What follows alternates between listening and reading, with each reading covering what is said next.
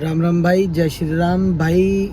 आज आपको हम बताना जा रहे हैं कि भाई अगर आप रेस्टोरेंट ओनर हो या आप रेस्टोरेंट खोलना चाहते हो तो अब आपको सबसे पहले हम ये बताना चाहेंगे कि रेस्टोरेंट खोलने के लिए आपको क्या करना है और क्या क्या नहीं करना है।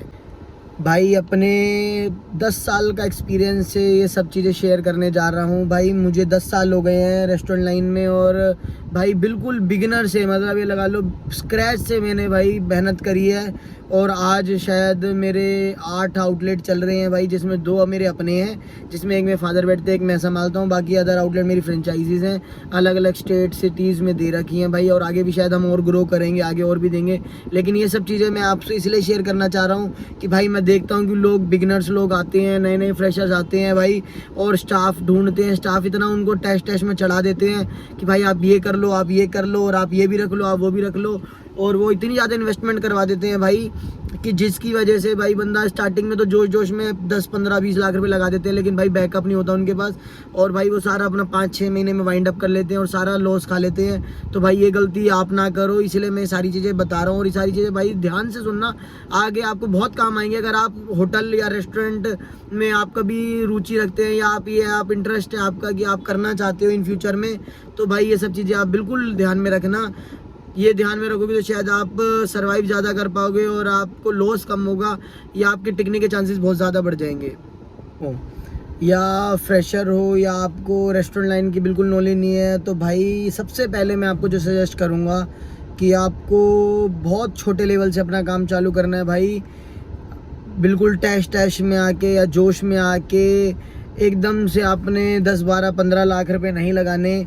जो भाई आज जो आपकी पूरी इन्वेस्टमेंट एक बारी में नहीं लगानी आपको। जो आपको थोड़ा बैकअप रखना है, क्योंकि रेस्टोरेंट लाइन बिना बैकअप के नहीं चलती। और बहुत कम लोगों की किस्मत होती है जो पहली बारी में रेस्टोरेंट चालू हो जाए और भाई अच्छा प्रॉफिट देने लग जाए। तो अगर आपको उसको लॉन्ग टर्म में कंटिन्यू करना है तो भाई मैं कहूँगा कि अगर आप फ्रेशर हो या बिगिनर हो या बिल्कुल मतलब आपको नॉलेज नहीं है, तो भाई आप खुद करो, या भाई 1 से 2 कारीगर लेके आप छोटे लेवल पे काम चालू करो। पहले रिज़ल्ट देखो कि क्या रिज़ल्ट आ रहा है, फिर उसके बाद धीरे धीरे आइटम बढ़ाओ, तो शायद आप लॉन्ग टर्म तक सर्वाइव कर पाओगे और अपना बिजनेस को ग्रो कर पाओगे। दूसरी बात, आप बिना फुटफॉल वाली जगह पे काम करोगे तो भाई लॉन्ग टर्म तक आप सर्वाइव नहीं कर पाओगे। आप कितनी अच्छी क्वालिटी दे रहे हो, कितने अच्छे रेट दे रहे हो, रेट आपके कम भी हैं, आपकी क्वालिटी बहुत बेहतर है, लेकिन आपको सर्वाइव करने के लिए जो खर्चा निकालना होता है रेस्टोरेंट में वो आप नहीं निकाल पाओगे। तो उसके लिए आपको ऐसी जगह देखनी है जहाँ शायद 1000-2000 रुपये आपको किराया फालतू देना पड़ेगा, लेकिन फुटफॉल ज़्यादा हो, जो कुछ कस्टमर ऑटोमेटिक आ जाए, जो आपका प्रमोशन डायरेक्टली हो जाए। नहीं तो इनडायरेक्टली करने के लिए तो भाई आपको बहुत ज़्यादा इन्वेस्ट करना पड़ेगा, पैम्पलेट्स बांटने पड़ेंगे, प्रमोशन करना पड़ेगा भाई, क्वालिटी रेट सब चीज़ें कॉम्प्रोमाइज़ करनी पड़ेगी। और उसके बाद भी शायद आप उतना रिजल्ट ना ला पाओ जो आप ऐसी जगह चूज़ करके ला पाओ जहाँ पर ऑटोमेटिक फुटफॉल ज़्यादा है, कॉलेज के पास या मार्केट के अंदर, बिल्कुल पीक मार्केट के अंदर। ऐसी जगह पे प्रेफर करो जहाँ पर फुटफॉल ज़्यादा है, क्योंकि भाई ब्रांड भी आता है कोई तो भाई वो जगह चूज़ करता है जहाँ पे ऑटोमेटिक फुटफॉल ज़्यादा है, जैसे मॉल्स हो गए, सब जगह जहाँ पे अपने आप ही 2, 4, 5 हज़ार लोग, 10 हज़ार लोग एक जगह पे आ रहे हैं। तो आप भी कोशिश करो कि आप अपना नया रेस्टोरेंट या नई जगह पे काम करना चाह रहे हो तो ऐसी जगह पे करो जहाँ पे फुटफॉल पहले दिन से हो। तीसरी बात भाई, आजकल लोग फ्रेंचाइजी की तरह बहुत ज़्यादा जा रहे हैं, तो भाई हमने भी अपनी फ्रेंचाइजियाँ दे रखी हैं, ये आपको मैं आगे के एपिसोड में बताऊंगा। लेकिन अभी मैं पहले आपको ये बताना चाहूँगा कि भाई फ्रेंचाइजी लेनी चाहिए या नहीं लेनी चाहिए। भाई इसके भी बहुत सारे साइड इफ़ेक्ट्स हैं और पॉजिटिव इफ़ेक्ट्स भी हैं।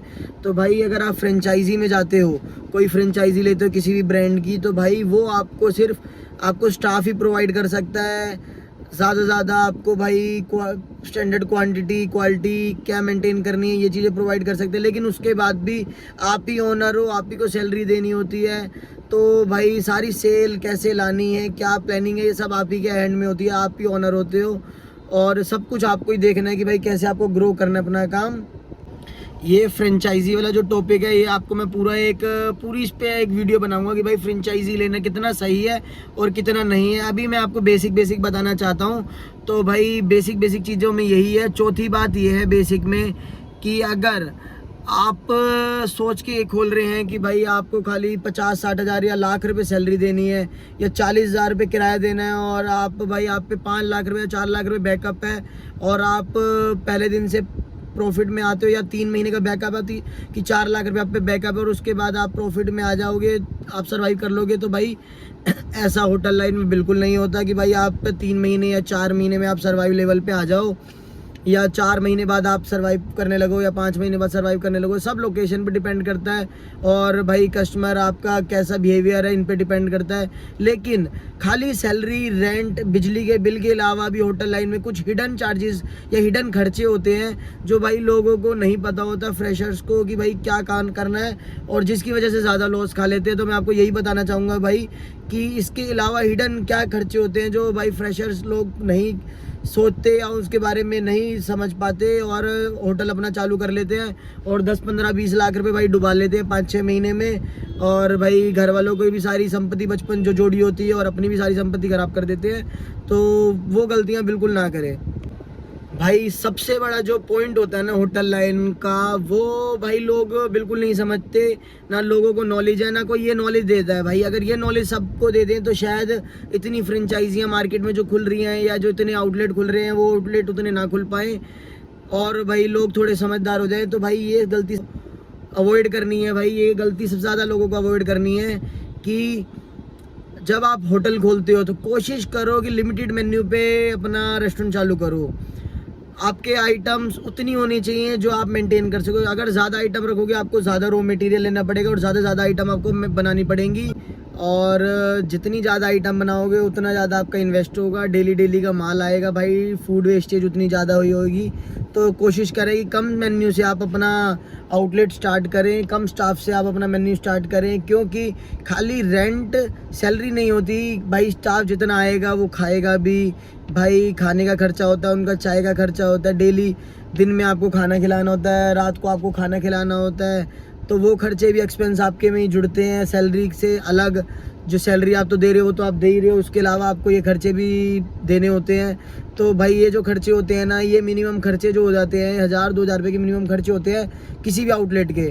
तो वो जितना कम स्टाफ रहेगा वो उतना खर्चा कम रहेगा, जितना ज़्यादा स्टाफ रहेगा भाई उतना ज़्यादा खर्चा रहेगा। तो जितना ज़्यादा ये खर्चा बढ़ेगा उतनी ज़्यादा आपको सेल चाहिए, और उतनी सेल भाई इजीली आती नहीं है। नॉर्मली किसी भी आउटलेट की 10 से 15 हज़ार रुपये की सेल से ऊपर नहीं आती, और अगर आप 10 से 15 की सेल में सर्वाइव नहीं कर पा रहे तो भाई आप शायद कभी सर्वाइव नहीं कर पाओगे, क्योंकि इससे ऊपर सेल किसी भी आउटलेट की आनी आज के टाइम में भाई बहुत मुश्किल है। जिस हिसाब से कंपटीशन चल रहा है तो उससे ज़्यादा सेल आज के टाइम में नहीं आ पाती। तो आपको मॉडल इस तरीके से बनाना है कि भाई आपकी सेल, आपका माल उस हिसाब से आ रहा है, आपकी सैलरी आपके खर्चे हिसाब से हैं कि 8 से 10 हज़ार रुपये की सेल में आप पॉजिटिव या प्रॉफिट में आ रहे हैं। अगर आप 10 हज़ार रुपये की सेल में प्रॉफिट में आ पा रहे हैं, इस तरीके से आपने मेन्यू बनाया, इस तरीके से आपने खर्चे बनाए हैं, तो आप सर्वाइव कर सकते हो भाई, लॉन्ग टर्म में बहुत ज़्यादा अच्छा प्रॉफिट कमा सकते हो। अदरवाइज़ अगर आप 10 हज़ार रुपये तक की सेल में भी आप सर्वाइव नहीं कर पा रहे, या आपने इतने खर्चे बढ़ा रखे हैं, इतना स्टाफ, इतना बड़ा मेन्यू कर रखा है कि आपका 15-15 हज़ार रुपये का दिन का माल ही आ जा रहा है, तो भाई आप बहुत गलत काम कर रहे हो, और आप लॉन्ग टर्म में आपको लॉस ही होना है। तो आप भाई कितना भी बैकअप रख लो, आप सर्वाइव नहीं कर पाओगे, आपका आउटलेट बंद ही होएगा। तो आपको ये ध्यान में रखना है कि मेन्यू कम से कम मेन्यू से, और कम से कम आइटम, कम से कम स्टाफ, कम से कम खर्चे में आपको काम चालू करना है, जो आप लॉन्ग टर्म में सर्वाइव कर पाओ और आप ग्रो कर पाओ। भाई ये बहुत बड़ा टॉपिक है, अभी इसके बारे में और हम डिटेल में बात करेंगे, ज़्यादा करेंगे तो वीडियो बहुत बड़ी हो जाएगी भाई। अभी नए क्रिएटर है, नए आए हैं हम मार्केट में, तो भाई अभी इतना ही शेयर करेंगे, बाकी और इसके लिए पर्सनल और वीडियो बनाएंगे भाई।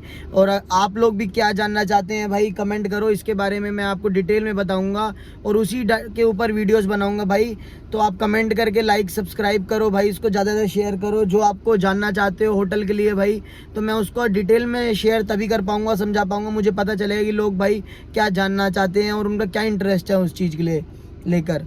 तो भाई धन्यवाद भाई, वीडियो यहीं ख़त्म करते हैं, और ज़्यादा से ज़्यादा लाइक करो, शेयर करो भाई, सपोर्ट करो, जो ज़्यादा से ज़्यादा अच्छी चीज़ें बता पाऊँ मैं और आपसे शेयर कर पाऊँ। Thank you so much.